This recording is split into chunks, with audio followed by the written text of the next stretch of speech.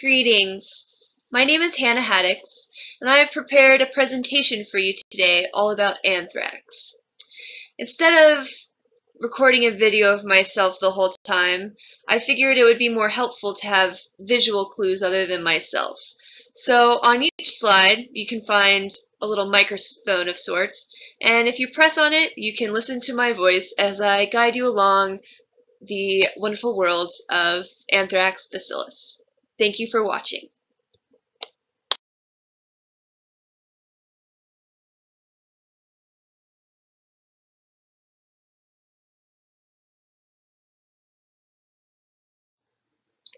Anthrax is a serious, infectious, non-contagious disease caused by gram-positive rod-shaped bacteria known as Bacillus anthracis.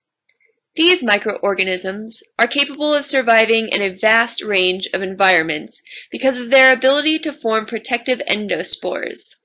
They can withstand temperatures between 23 to 167 degrees Fahrenheit.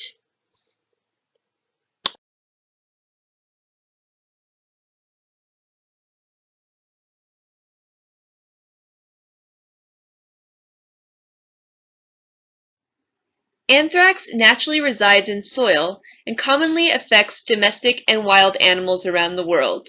It is most commonly associated with livestock. Although it is rare, people can get sick with anthrax if they come in contact with infected animals or contaminated animal products.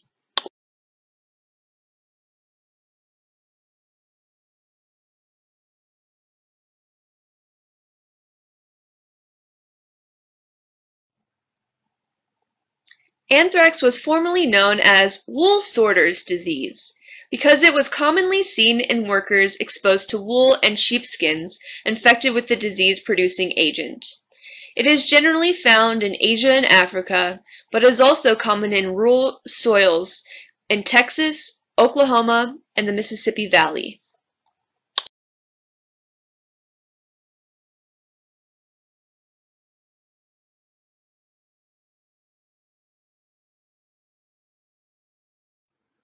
The bacterium has been around for a long time and was used by the German bacteriologist Robert Koch in 1877 when he discovered the basic principles of infectious diseases.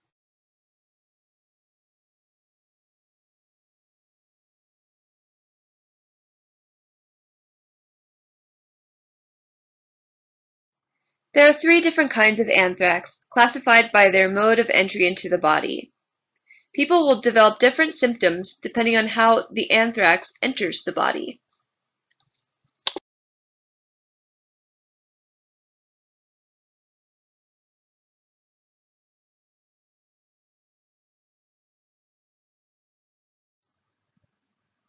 The most common and least dangerous form of anthrax is cutaneous anthrax.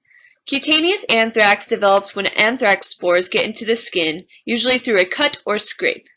This can happen when a person handles infected animals or contaminated animal products like wool, hides, or hair. Cutaneous anthrax is most common on the head, neck, forearms, and hands. It affects the skin and tissue around the site of infection. Infection usually develops from 1 to 7 days after exposure.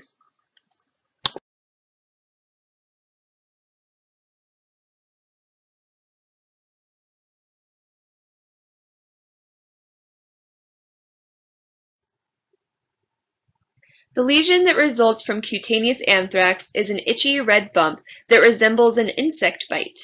Within 1 to 2 days, it develops into a vesicle and then a painless ulcer. Its unique characteristic is a black necrotic area that develops in the center of the lesion. Headaches, muscle aches, swollen lymph glands, and general flu-like symptoms commonly develop as well. Antibiotic treatment is very successful and death is rare. If cutaneous anthrax is left totally untreated, the fatality rate is about 20%.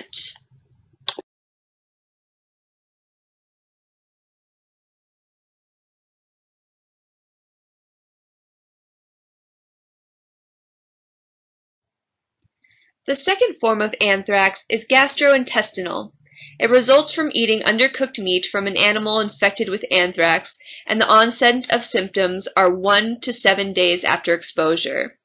The symptoms are nausea, vomiting, fever, abdominal pain, severe diarrhea, and vomiting of blood. Again, antibiotic treatment is very successful in treating the disease, especially when diagnosed early.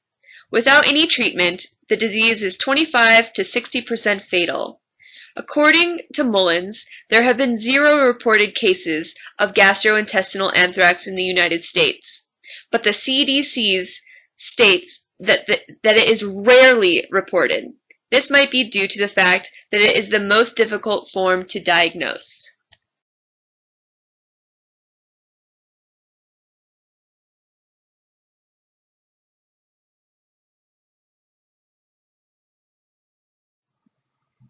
Inhalation, or respiratory anthrax, is considered to be the most deadly form of anthrax. Infection usually develops within a week after exposure, but it can take up to 2 months. Without treatment, only about 10 to 15% of patients with inhalation anthrax can survive. However, with aggressive treatment, about 55% of patients survive. Aggressive treatment involves hospitalization, intravenous administration of antibiotics, continuous fluid draining, and breathing support through mechanical ventilation. Respiratory anthrax causes flu-like symptoms, including fever, cough, difficulty breathing, and general malaise. Left untreated, the patient develops septicemia, goes into shock, coma, and eventually dies. It should be noted, however, that in order to contract respiratory infection, anthrax spores must first be deeply inhaled in large enough numbers. It takes at least 8,000 to 30,000 spores to cause an infection. In fact, in one study, goat workers inhaling 500 spores per hour during their 8-hour shift did not contract the disease.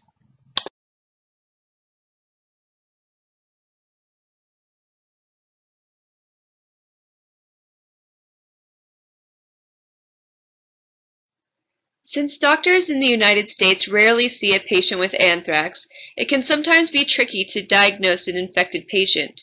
Thankfully, CDC guidance and case studies are available to help doctors diagnose anthrax. They are required to explore patient histories to determine how exposure may have occurred and order necessary diagnostic tests. If inhalation anthrax is suspected, chest X-rays or CT scans, pictured below, can confirm if the patients have a mediastinal widening or pleural effusion, which are the X-ray findings typically seen in patients with inhalation anthrax. The only way to confirm a diagnosis of anthrax is to either test directly for Bacillus anthracis in a sample, blood, skin lesion swab, spinal fluid, or respiratory secretions, or to measure antibodies or toxins in blood. As soon as anthrax is diagnosed, antibiotics are prescribed.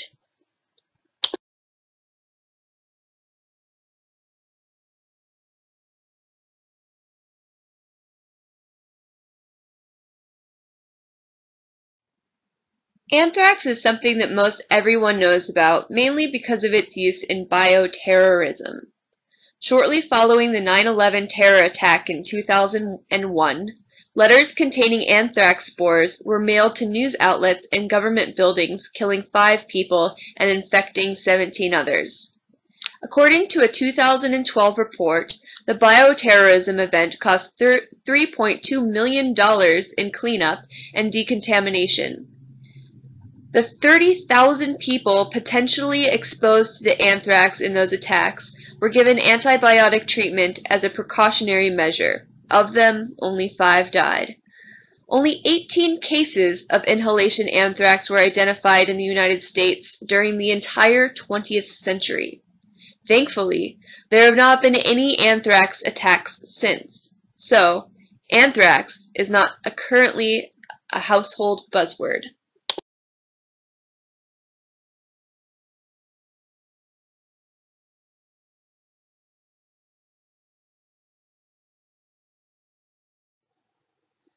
The information I have found concerning the guidelines of dealing with anthrax cases in the funeral service industry varies depending on the country. In Essex, the Health Protection Agency published infection control guidelines for embalmers.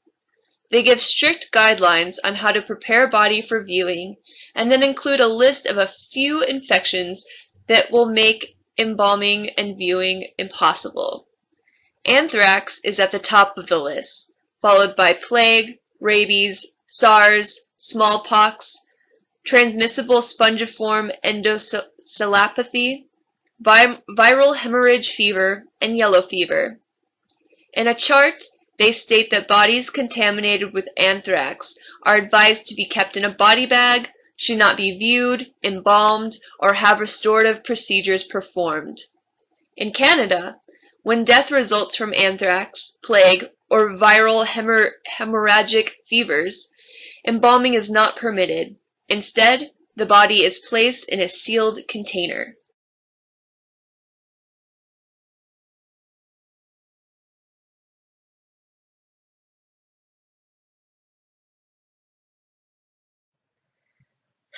America seems to have a more lenient view when it comes to the handling of bodies infected with anthrax. Literature published by the Indiana Funeral Directors Association states that anthrax is not the worst disease an embalmer could be presented with. They say there is no concern of contracting anthrax from an infected person, either from normal casual contact or by inhalation. Nevertheless, it is advised that an embalmer making the removal of an anthrax patient should use universal precautions and standard barrier isolation.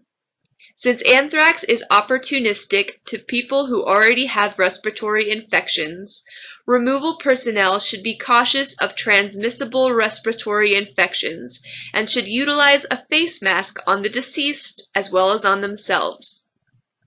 Gloves should be used on all removals, and in the event of an anthrax patient where cutaneous anthrax may be present, gloves become critical and contact with the lesions should be avoided. Standard embalming with universal precautions should not present a particular risk to the embalmer. Formaldehyde kills Bacillus anthracis, but since it is a spore-forming bacterium, the spore is not killed on contact with embalming fluid.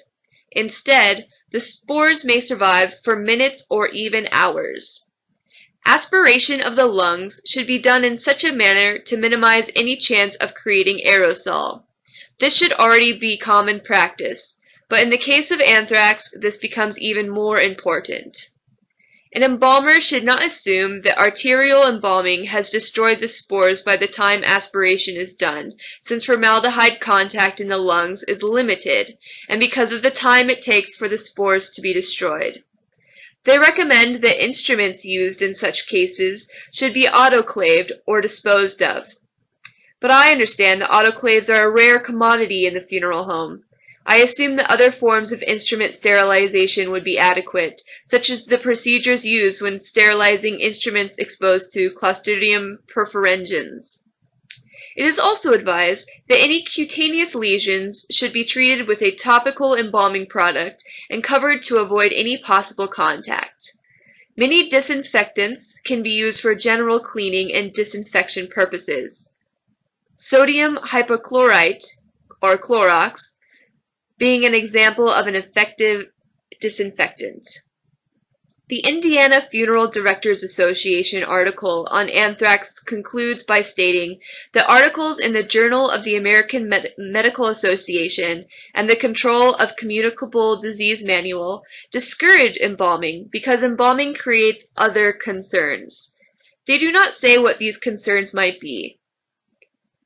The Indiana Funeral Directors Association speculates that the careful professional embalmer can safely prepare an anthrax case, but an embalmer that routinely takes shortcuts, fails to understand and utilize the concept of universal precautions, or is simply careless, should think twice before attempting preparation of anthrax case, or any other case for that matter.